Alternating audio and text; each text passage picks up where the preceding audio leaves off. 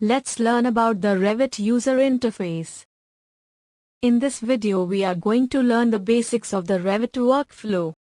When we start Revit by double-clicking the Revit icon in the desktop, Revit opens with the Recent Files window.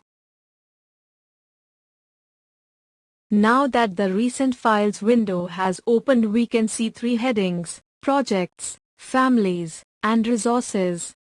The top row, which is the Projects, shows any recent projects and previously worked on projects. The bottom row, which is the Families, shows any recently worked on families. The column to the right is the Resources, which allows you to access the Autodesk Help Desk and also view some tutorial videos. In the upper left corner of the Revit window, you'll see a big blue R. This is commonly known as the application icon. Clicking the application icon opens the application menu. This menu provides access to many common file actions. You can also access advanced options such as export and publish to manage files.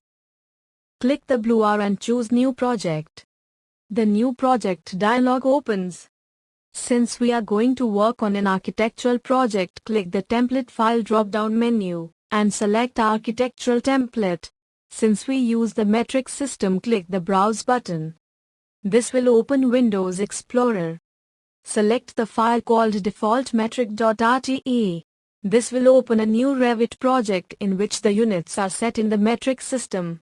Now that the task of physically opening the application is out of the way, we can see the Revit interface. This is the project browser. Project Browser displays a tree view of a logical hierarchy for all views, schedules, sheets, and families in the current project. This is the status bar. Status bar displays the name of the family and element type when you position the cursor over an object. It also displays tips or hints when you use a command. This is the View Control Bar. View Control Bar provides shortcuts to commonly used view commands, such as View Scale and Model Graphics Style. This is the View window. View window displays the view that you have selected in the project browser. Views can be tiled or maximized to fill the entire view window. This is the navigation bar. Navigation bar displays the zoom controls and opens the steering wheels. This is the View Cube.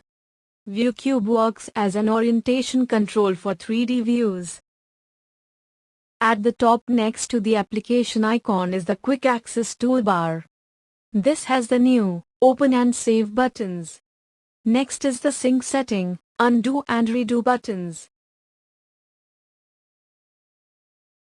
Then we find some commonly used commands like Measure Tool, Align Dimensions, Tag by Category, Text, Default 3D View, Section, Thin Lines, Close Hidden Windows, and Switch Windows button.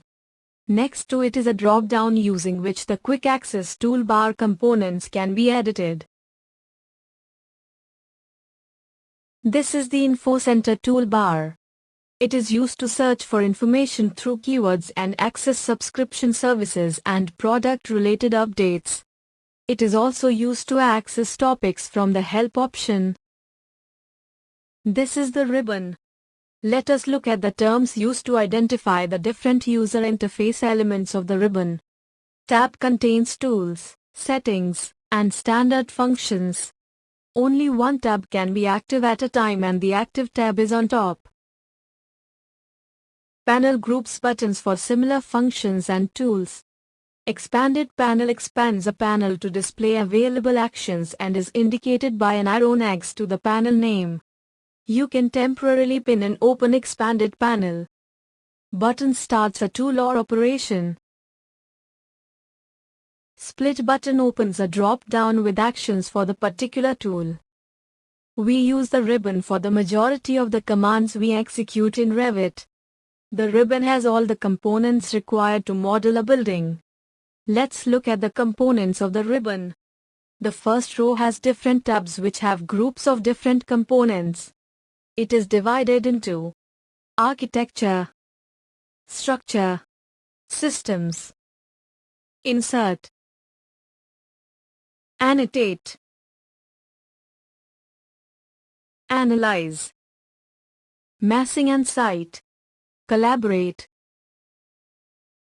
view, manage, and modify tabs.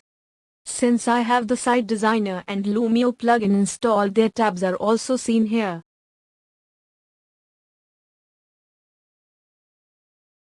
Let us look at the tabs which are predominantly used for architecture. The Architecture tab contains the tools needed to create building elements. It is further divided into panels. Let's look at each panel in detail. Select panel consists of the selection cursor to select elements. Build panel consists of tools to create walls, add door, window, curtain, wall, floor and roof. It also has the buttons to insert components and columns. Circulation panel has tools to create circulation elements such as stairs and ramps.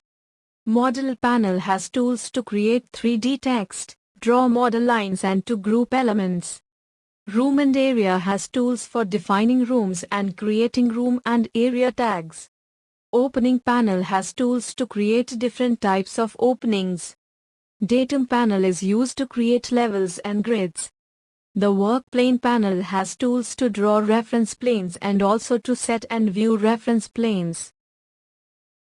The Annotate tab has tools to add dimensions, details, lines and symbols to the project. The Dimensions panel consists of dimensions. The Detail tab has tools to add hidden lines and other type of 2D lines to the drawing. The Text panel has tools to add text to the drawing. Tag panel has multiple options for adding room and other tags. The Symbol panel is used to add different 2D drawing elements like stair arrow, north point and other types of symbols. The Massing and Cite is used to create and manage elements at the site level. The Conceptual Mass panel has tools to create conceptual massing models. The Model by Face panel has tools to convert the planes of a conceptual mass to building components like wall, roof, floor and curtain walls. The Model Site panel has tools to create a topper surface and add site components like trees and parking. The Modify Site panel has options to modify and edit topper surface. The View tab has multiple options to provide capability of viewing the project as per our convenience. The Graphics tab consists of the view templates to set up sheets and also has different options to set up line weight and element visibility in sheets. It also consists of the Cut Plane option to set up cut sections and also the Render tools are also found in this panel. The Create panel has the tools for setting up 3D views and sections. It also has the tools for creating different floor plan views, elevations, schedules and legends. The Sheet Composition panel has tools to compose different sheets. The Windows panel has different options for the view window and also tools for editing the user interface. The Manage panel has all the options that are needed to manage and edit the settings of a Revit project. The Setting panel has all the project information and management tools. It also has the button to access the Material Browser and project units. The Project Location panel has options to set up location of the project. The Modify tab is important as this tab is used in editing the elements created by using the other tabs. The characteristics of the Modify tab change depending on the type of element selected. The Properties panel is used to edit properties of the selected element. The Clipboard panel has the copy-paste options. The Geometry panel has tools to edit the joining geometries of different elements. The Modify panel has tools similar to the editing options of AutoCAD. There are also the View, Measure and Create panels to further help in editing and modifying different elements. At the end is a toggle button using which how the ribbon is displayed can be modified. We can change the view state between ribbon minimized to tab and panel labels. Ribbon minimized to tab labels. And full ribbon. Each tab is divided further into panels and we can access these from the main tab. Some panels have a drop-down from which we can access more tools. We can also temporarily pin an expanded panel. The Architecture tab consists of most of the components needed for an architectural drawing. When we click an icon on the ribbon, Revit will react to that icon with a new tab, giving us the specific additional commands and options we need. Revit also keeps the existing tabs that can help us in the current command. For example, when we click on wall, the options change to reflect wall placement position, centerline details and other options available. This is called the Contextual tab. Here we can see the Contextual tab when we activate the Wall tool. The options bar appears under the Contextual tab. The options change depending on the current tool or selected elements. This is the Properties tab. The Properties tab displays the list of modifiable properties of the selected element. Since no element is selected now, the Properties bar shows the properties of the floor plan view. Now we can see that when Wall tool is selected, the Properties tab also changes to reflect the characteristics of the object. Within the Properties tab we can change the type of element using the drop-down window. We can also edit the type of element with the Edit Type button. User interface elements such as the ribbon, options bar, and project browser help you to work efficiently. The following guidelines help to work with the user interface. I am explaining these guidelines by using a sample project. Use the cursor tooltip to view keyboard shortcut commands for tools. The cursor tooltip displays when you hold it over a button on the ribbon. Now holding over wall button we can see that the shortcut for wall is displayed. Instead of a command line in Revit, you can enter keyboard shortcut commands by typing and clicking enter to access tools. For example, enter VG to open the Visibility/Graphics dialog box. We can see that the Visibility Graphics dialog has opened. Let's close this for now. Control tooltip appearance by using the Options dialog box. This helps you view the appropriate information for your experience level. Let's open the Options bar and try changing the tooltip appearance.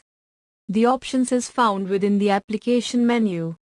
Click on Options and go to User Interface and then go to the Tooltip Assistance bar.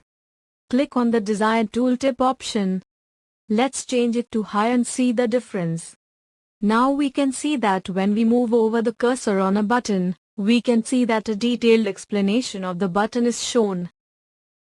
While working with a tool, when no other action is active, the Modify action is active by default.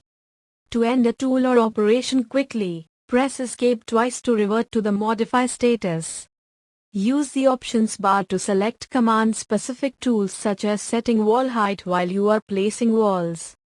This is quicker than selecting and changing walls later. Use the project browser to create, delete, change, or switch between views. This helps you quickly manage the views in a project. Read the hints and tips displayed on the status bar while working. These provide valuable information about using the tools. Hide the project browser while working on big drawings so as to expand the view window and display a larger part of the drawing. We can keep multiple view window panels open at the same time to look at project at different angles at the same time. For smaller screens it is easier to work with a single view window. By using the Switch Window tool in the View tab we can change between different view windows. You can also toggle the ribbon display to enlarge your view on small screens. To bring back the project browser, we can go to the View tab and click on the User Interface button. From the drop-down we can check the project browser to activate it.